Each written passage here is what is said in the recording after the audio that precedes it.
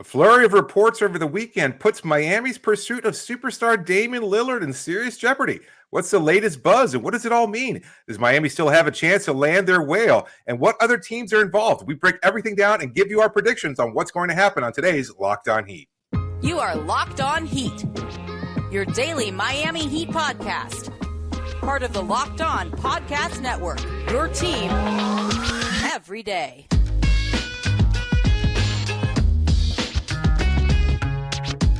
All right, welcome to Locked On Heat, your daily podcast on the Miami Heat. I'm Wes Goldberg. Joining me, as always, is David Ramil. However you're tuning in on YouTube, Odyssey, your favorite podcast app, thanks so much for making Locked On Heat your first listen every day. Recording this on a Sunday morning, just a ton of stuff to get to regarding Damian Lillard, David. We've got the latest reporting, plus the stuff that we've heard over the last couple of days talking to people around the league. So we're going to get into everything. Try to be as nuanced as possible and informative as possible with everything that we've heard, right? But let's just start with the fact that according to Woj and Windhorst, the Heat and Blazers have not had conversations about Damian Lillard. This reporting as of Friday afternoon, it does not seem like anything has changed, at least on that front, as of 10 a.m. Eastern time on Sunday. So the Blazers are calling other teams. We also know this. They seem to be trying to get something done before training camp. They seem more motivated than ever to try to get something done before camp opens and media day starts next week. But again, as of Friday, they have not yet had a conversation with the Heat basically since Summer League. So what do you think is going on, David? How do you read into all of this? Well, to kind of precede even that, like Friday early afternoon, it seemed like there was a steady buildup of just reporting on the number of different teams that were getting involved, that this might expand to a 4-team trade, that Toronto was somehow involved, that Indiana and Phoenix were getting involved to get something out of this deal, that everybody kind of wanted to piggyback that on the Damian Lillard trade, wherever he may go. And part of that being that Buddy Hield can't reach a contract extension with the Indiana Pacers. And so he's requesting a trade. So that's another big name that's suddenly entered into the market a week before training camp is expected to start. So Miami fans experience these incredible highs only to be followed by this incredible undercut from Windhorst, Barry Jackson, Wojnarowski, et cetera, saying that Miami really hadn't talked to Portland since, as you mentioned, the beginning of the summer. I can understand what's going on here in the sense that I think there's never been any kind of variation from Joe Cronin and the Blazers front office in their assessment of what Miami has to offer. We've sold it, and we believe that it's actually a better package than a lot of people in other mainstream media outlets. At the same time, it's also the best offer that they're likely to get, but that doesn't necessarily make it a great offer. You're never going to get the same commensurate value for a player of Damian Lillard's quality. And that's, I think, something that Heat fans have had a difficult time processing, is that either they haven't seen Lillard or they, again, have kind of bit into the narrative of, well, he's older, he's getting paid a lot of money. That doesn't change the fact that he averaged over 30 points per game last year. Yeah. He's a great player, top 75 player, an incredible scorer, etc. And so from Portland's perspective, not only as the best player in franchise history, but as still currently a great player, they want to get something great in return. Miami just doesn't have that to offer. Tyler Herro is a fine player. Nikola Jovic and Jaime Jaquez, great possibilities. Caleb Martin, a name that we saw bandied about much more often on Friday. He's a very, very good player. None of that, even if you total it all up, equals what Damian Lillard represents. So I agree on that. And I do think that, and sorry to cut you off there, but no. We have spent so much time over the last 2 or 3 months debating the value of Tyler Herro and Nikola Jovic and Jaime Jaquez and all these guys. Right. But the one thing that I've been told, and from my understanding this entire time, is you all can debate it however you want. You could debate whatever. Right. But Portland obviously doesn't want that stuff, because if they wanted that stuff, this deal would have been done in July when the Heat and the Blazers last spoke. I don't know that the Heat offered all of that stuff to Portland initially. Right. Okay. As we debated last week too. We talked about that in our most recent episode. Like Pat Riley playing this smartly. You don't offer everything that you have right away. And I know that's concerning for some Heat fans, but it doesn't seem like it matters. And I think that's the point that's kind of getting overlooked here. If Portland wanted more of the stuff that Miami may or may not have been offering, they would have continued having conversations. They have the trade machine just like you and I do. They know what the roster is. Like, hey, you're not offering Jovic or you're not offering Jaquez, you're not offering all your first round picks. Well, let's get on the phone and start negotiating. But if they don't Right. want any of that stuff to begin with, then there's nothing to talk about. And that's the one Exactly. thing that kept coming back to me whenever I would poke around like what was going on. It's like they just don't want the stuff. And you could debate Tyler Hero all you want. They just don't want it. They don't want that stuff. And so I get it. Maybe that ultimately leads them back to Miami anyway. Maybe that's still the best stuff that they can get. And that's sort Right. of, I think, and you and I agree on this, the process that right now Portland is going through. Everybody's back from summer vacation. That's a very real Right. thing. Everybody's back in front offices. Not just Portland's front office, not just Miami's front office, but Indiana's, Toronto's, like all these other teams that have sort of been mentioned as potential suitors, mystery Right. Eastern Conference teams, whatever they are. Everybody's back. So now it's easier to get on phone calls with these executives. And so I think that's why you're seeing stuff start to ramp up. And obviously just the natural sort of unofficial deadline of training camp. Deadlines make things happen. It's why we have a trade deadline. It's why you have homework due on Friday. Like deadlines make stuff happen. So Right. that's sort of my understanding of the whole deal. The problem, I guess, now, David, is if Miami and Portland aren't talking, if Miami still ultimately wants to get Damian Lillard, which they do, Obviously. I guess the part that's missing, the missing link is, okay, you don't want our stuff, but we're still the team most motivated to trade stuff for Damian Lillard. How can we get these other teams involved? And Right. Miami's stance all along has been, if you don't want our stuff, tell us what you want, right? Right. And Portland has refused to tell Miami what it is that they're looking for. And I think people are like, oh, they're just being stubborn. I just think part of it is that Portland doesn't really know what they want. I think that's part of it.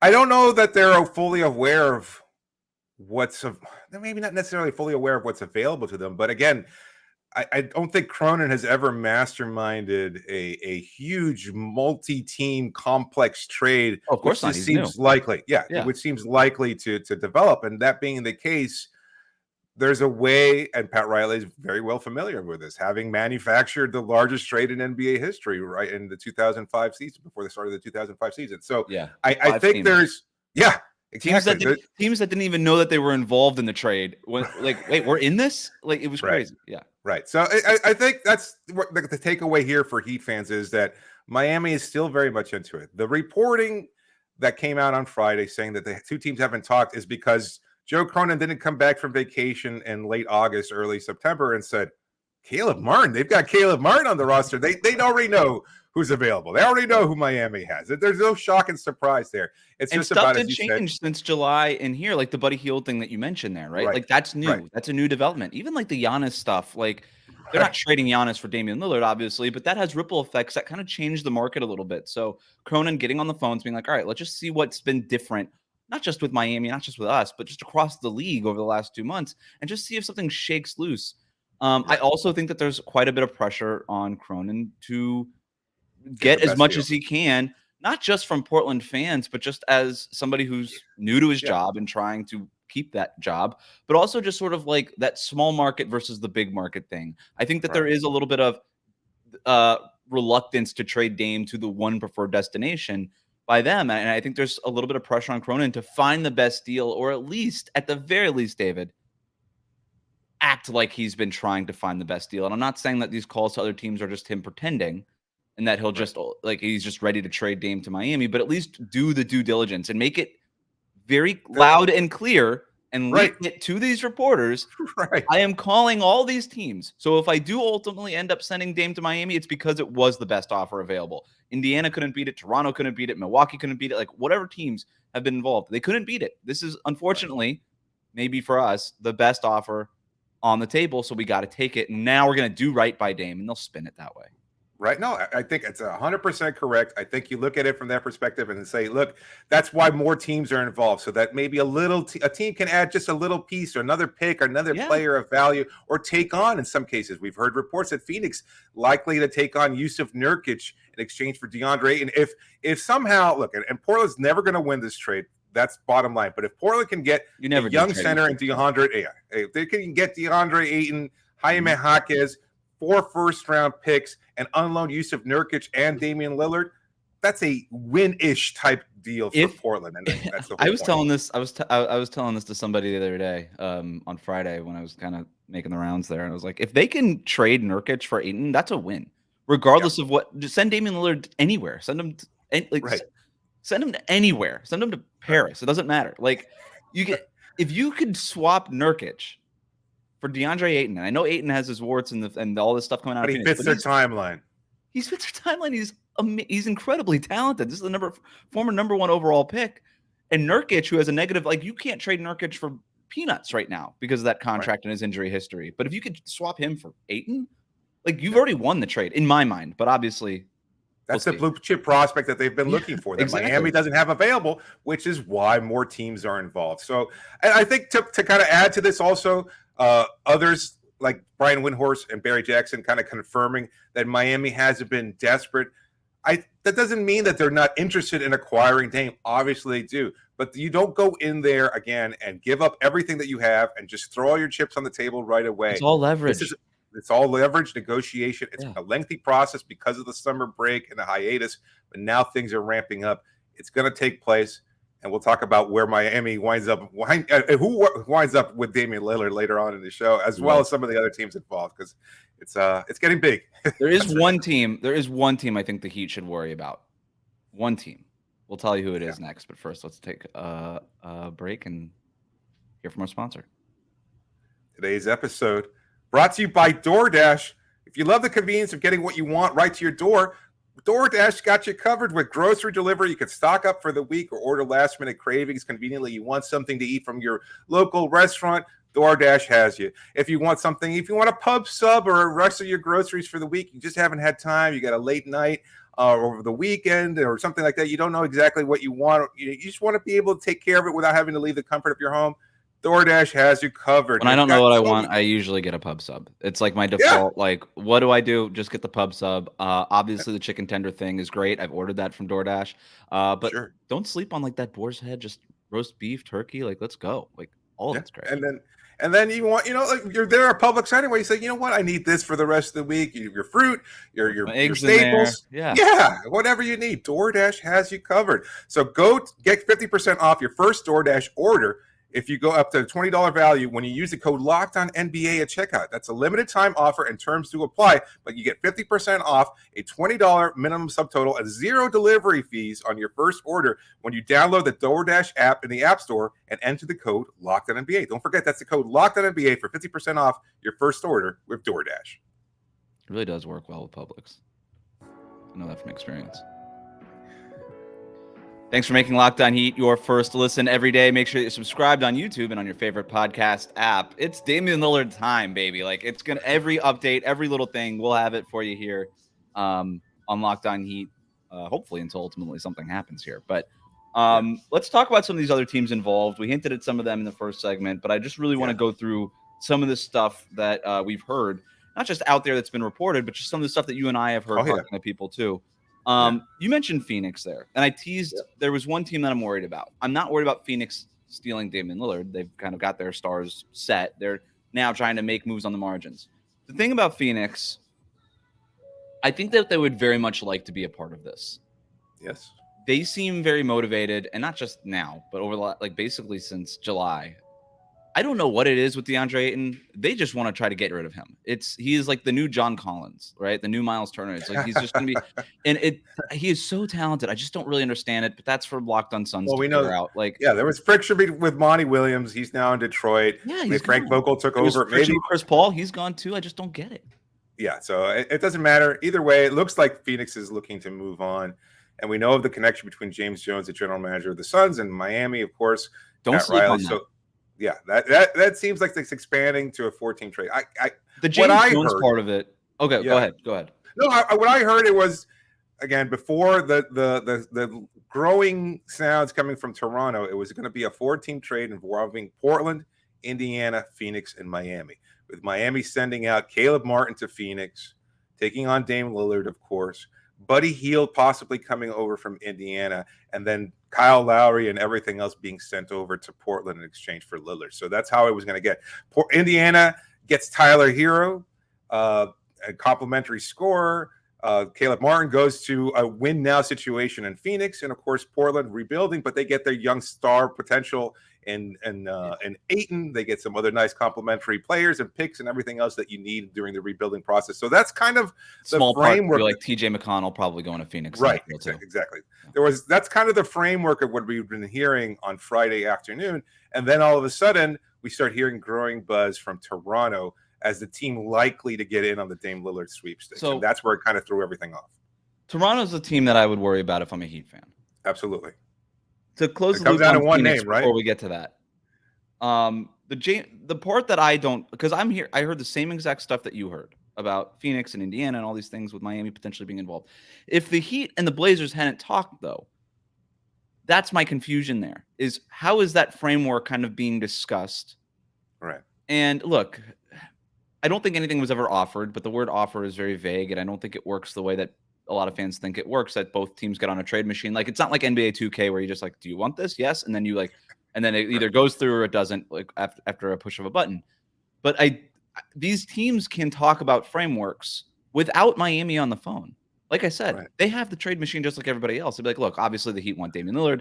Indiana, they're not interested in Damian Lillard. He doesn't fit with what it is that they're doing. They got Miles Turner already under contract. Phoenix doesn't make sense and all these things for Damian Lillard. So they could talk about the Heat behind their backs, essentially. Just be like, hey, like this is what we think the Heat would probably give you. We would love to get Caleb Martin.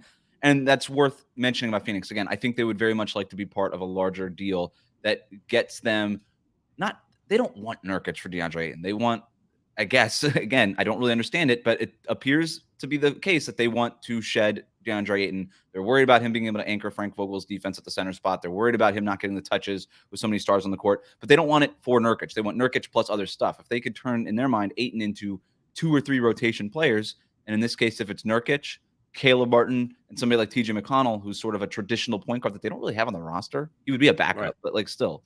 Right. That I guess that makes sense for Phoenix, and that seems to be, I think, where they would like to end up. So again, keep Phoenix in mind in terms of a team that could be involved, and I think a team that could be involved if this expands into more than just 2 teams.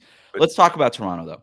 That's the monkey wrench in everything, and I think not only is we know that Masai Ujiri likes going after making the big swing on a player. I know a lot of people have brought up the disgruntled Kawhi Leonard out of San Antonio kind of swooping in there at the last minute. But I don't know that Toronto has a way of beating any potential Miami off. They have the stuff. If they want to offer it, they have the stuff. The problem is that they have not, or probably appear to be unwilling to include that stuff. Let's talk about the stuff. Siakam doesn't make sense. He's on expiring. Portland. So yeah, there's one name. Siakam doesn't make sense. That doesn't make okay. Next, Scotty Barnes, I guess, is the name that you're talking about. It is. They're not trading him for. Let me put it. I don't even know that he fits Portland necessarily. Yeah. I mean, if you're Portland, you can get Scotty Barnes for Damian Lillard. You just do it. Like forget fit. That guy's the rookie of the year. I guess you just do it. And then you worry about fit later. But like, I would be shocked if Toronto offered Scotty Barnes. I would be very, very surprised. To me, the name that I keep going back to with them is OG Anunoby. Yeah. And there's a couple of things that look, OG fits what they want in terms of a young wing who could be part of your core moving forward. The issue there for Portland is that he's got 1 year left before he's up for an extension. You're gonna have to pay him a lot of money. I don't know that they would pay him that money. You're gonna he could get close to the max the way that he's talked about in league circles. Like if you got to pay him 25% of your cap as a rebuilding team, I don't know that makes a lot of sense. Could you then just go ahead and flip OG later for more picks? There's been reports out there that teams like Memphis have offered like 3 or 4 first-round picks for Anunoby in the past. Like that would be very valuable to me if I'm Portland. So could you get another team involved that would do something like that? That to me would be interesting if I'm Portland. Again, though, I don't know that Toronto offered OG because the goal there in Toronto would be the same as it is in Miami. It's not to get Damian Lillard, it's to win a championship. And a team like Toronto, as great as Pascal Siakam is, and as great as Damian Lillard is, like those 2 plus a young Scotty Barnes, Jakob Poeltl's fine as your starting center. There's not a ton of depth there. I don't know that team, like, if let's just hypothetically, if you're Toronto, it's like, okay, this is our team. If we're going to have to trade OG, and this would be our team. Do we feel like we're up there with Milwaukee and Boston and Miami? And depending on what happens with Philly, like, Right. maybe you could talk yourself into it, but I don't know. I just don't know, and that's the risk there. There's a lot of risk that goes into that.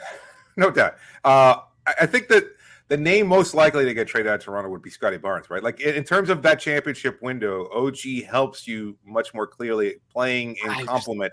You're right. Damian Lillard. You're right. Like, if you're gonna just make the move for right now, but you can't trade a guy. We never see a guy like Scotty Barnes get traded for a guy like under contract for a couple more years with a possible extension. Like, they can retain him on their roster for an extended period of time. Like, I mean, he'll sign his rookie extension. Yeah, exactly. So you're giving up a player who seems like he might want to leave in free agency in Anunoby, and all of a sudden you're trading away your young complementary piece as well in Barnes.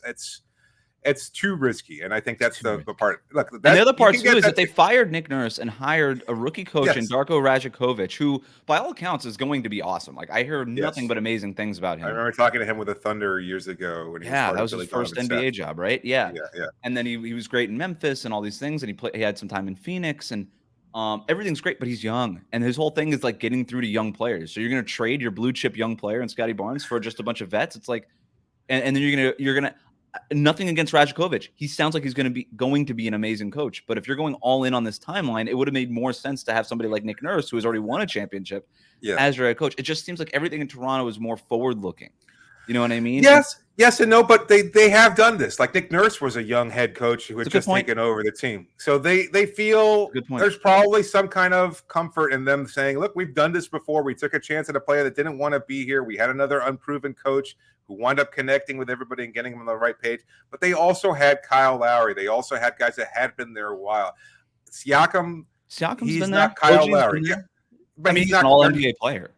But they're not Kyle Lowry in terms of like getting the temperature of that locker room and being able to calm things down. And if your point guard, your most veteran, experienced player, is the guy who could provide that leadership, and he's the one who wants to get out of that situation in the first place because he may or may not even request a trade to Miami as soon as he lands in Toronto, that's not a good, stable situation. So you could get those kind of perspectives on Locked On Raptors. Sean Woodley does an excellent job there. But I'm saying from Miami's perspective, and for our Heat fans who need to hear this, Miami's still very much in the running here. It just depends on whether or not Toronto is willing to include Barnes in any kind of potential trade. Barnes or maybe Anunoby. We'll see. I don't know that Anunoby puts it over the top for Portland. But to close the loop now on Toronto, my understanding is that there were real conversations with Toronto, like real conversations that would send Lillard to the Raptors. Those conversations have since fizzled from my understanding. But I don't think that they've ended. I just think that those conversations sort of stopped, but open-ended. So I think Toronto, when I say that Toronto is a team that should worry the Heat, I think if they offered Barnes, this deal would have been done. If they offered OG, potentially this deal would have been done, although I still have like the questions that I have for Portland in terms of OG are out there, and I think they're very real in terms of Portland and a team-building process. But there's stuff. But beyond that, it's just if they don't offer one of those two guys, they can only offer one first-round pick in the future, and then they've got the Grady Dick and a Chris Boucher and a Precious Achiuwa. Like, I don't think any of that stuff's really pushing them over the top. All of that stuff may be involved ultimately in a trade because Damian Lillard makes $62 million and you got to match salary. So, I think they're a team that's out there and that's lingering, and that would be the team that I had my eye on. All right, there's a few other teams that I want to get to here, and then we're going to give our final predictions of where this thing ends up after this here on Locked On Heat.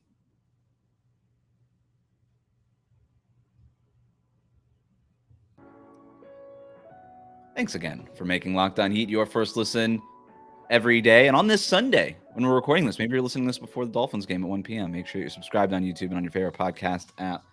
A few other teams that I want to get to here. Chicago was mentioned out there. They're looking to maybe trade Zach LaVine for Damian Lillard. I think we talked about this a little bit last week, David. No real traction there, I'm sensing, from Chicago. So we can move on from them unless you feel strong. They've made calls. Like, this is what it is. Like, every team came back And now things are ramping up because, as you mentioned, the deadline exists, training camp. You got a week from today, basically, to get as much as you possibly can. Can it spill over past the start of training camp and media day? Absolutely. Would they like to get it done beforehand? As I've said many, many times, absolutely. You don't want to go in there with the optimism of media day with this kind of hanging over. You want to have some kind of clarity as to your roster moving forward. That's all that makes sense. I want to circle back to Indiana. Obviously, the Buddy Hield thing is a new development. They're not able to come to terms on an extension with Buddy Hield. That isn't very surprising to me, David. I had heard for a while now that Buddy Hield might not be a long-term fit with the Pacers. He doesn't really get along with Tyrese Halliburton. And I don't mean that in like a personal like locker room, but just like on the court. They just have had a hard time. Yeah, the fit, the chemistry. And so that the fact that Hield didn't come to an extension, would like to play elsewhere, didn't come as a surprise when the news came that they couldn't get to an extension. The interesting thing, you mentioned the framework that would have Indiana, Phoenix, Portland, and Miami involved in a 4-team deal. I think a sticking point there would be Caleb Martin. I think the Pacers would like to get Caleb Martin in a deal because they have a very strong need for a player just like Caleb Martin on the wing. And so that could be a little bit of that's the hard thing with these multi-team trades is all these teams want to be happy. Phoenix wants to be happy at the end of this. The Pacers want to feel like they won the trade at the end of this, right? And so I think if you can get maybe somebody like Jaquez or like if Portland really wants Jaquez, but maybe Jaquez goes to Indiana and Phoenix gets Caleb Martin or something like that, that could end up being just something to keep an eye on. I think the Pacers would like to acquire a wing in this. Ish Wainwright from Phoenix would be going to Indiana in the proposed deal. At least that's how I saw it included in the structure there. But I don't know if that's fits what they're looking for too. So I mean, a fringe rotation. I think they want somebody a little bit more proven, or somebody like Jaquez who's young and fits their window.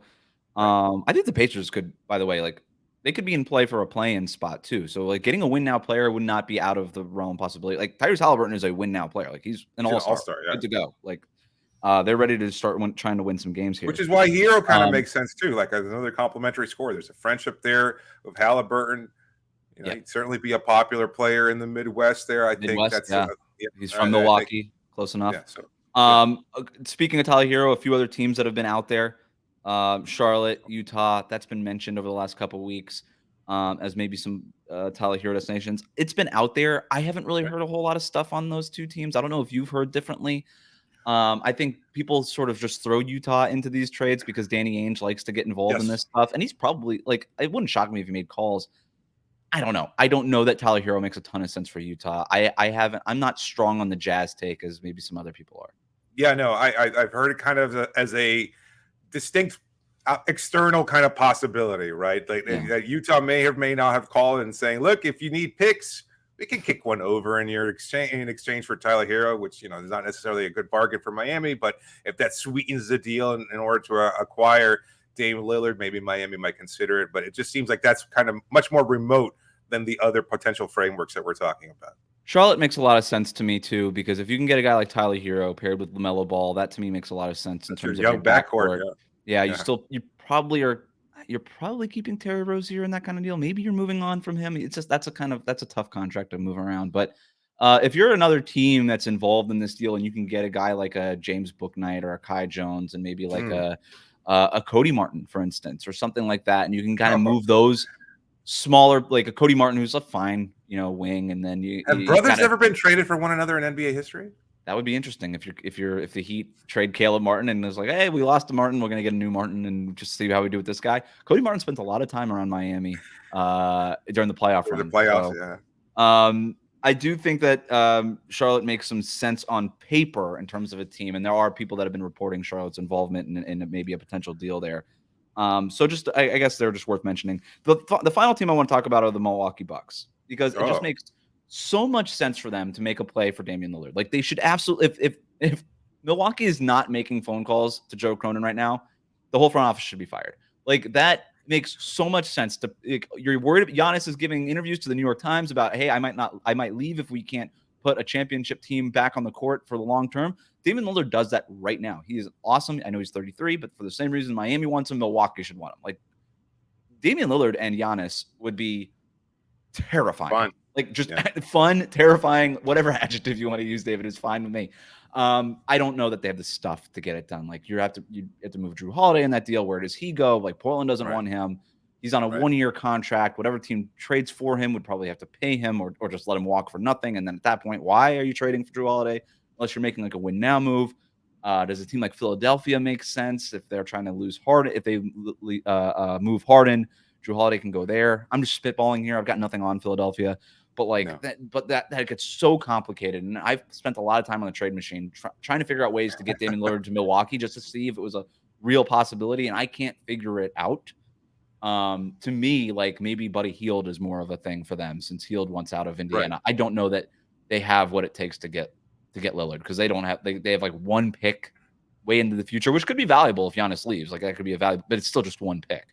And if Miami acquires Hield also, just to kind of put a cherry on that, I think they could maximize his services this year, and you worry about contract over the summer if he leaves in free agency or whatever, if he makes a stink. It's doubtful that he would make a stink here in Miami. I don't think he was a problem necessarily in Indiana this past season, although it was pretty clear as to what he'd want long term, just like any person would want a long term security of a contract.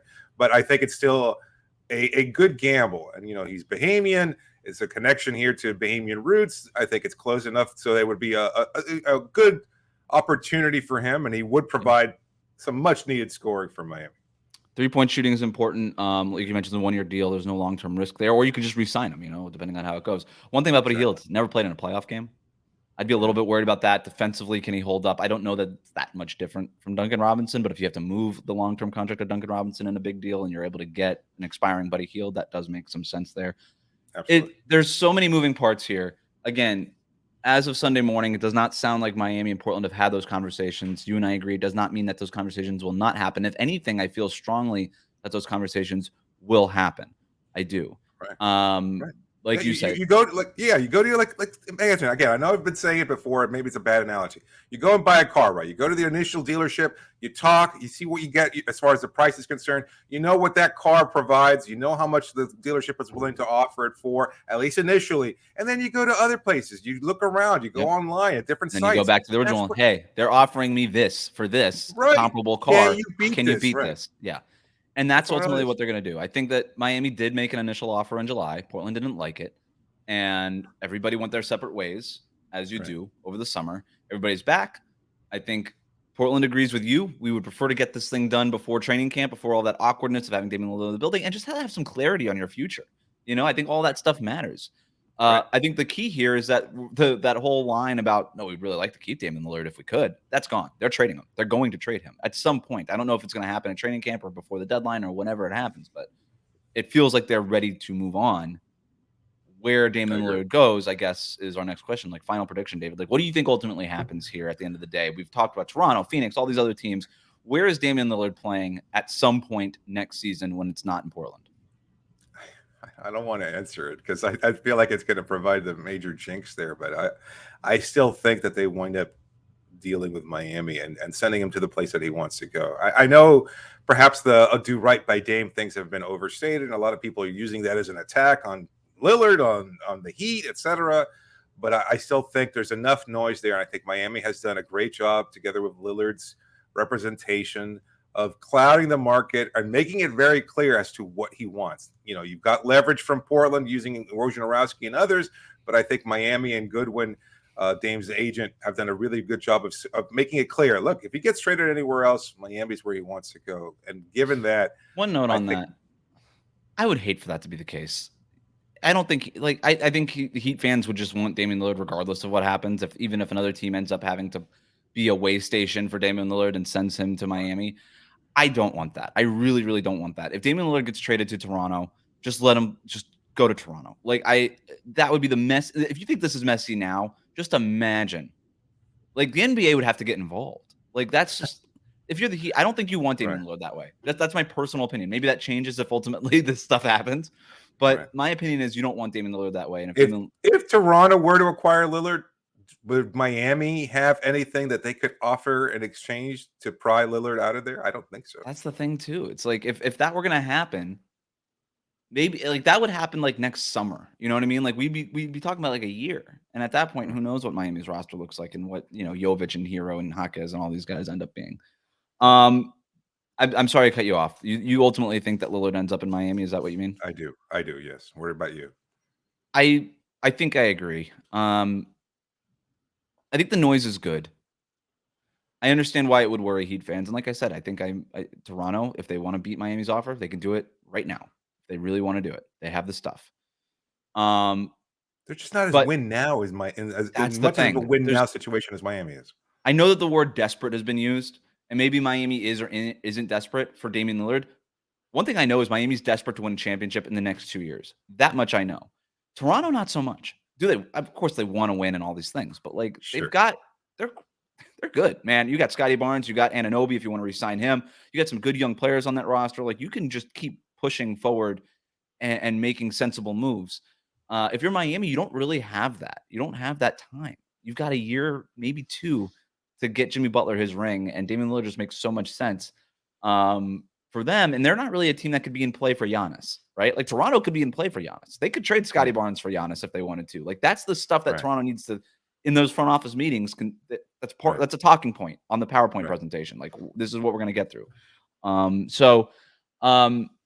I think that stars just tend to get where they want in the NBA, some way, shape, or form. I would still, if I had to put money on it, I would put money on Miami getting Damian Lillard.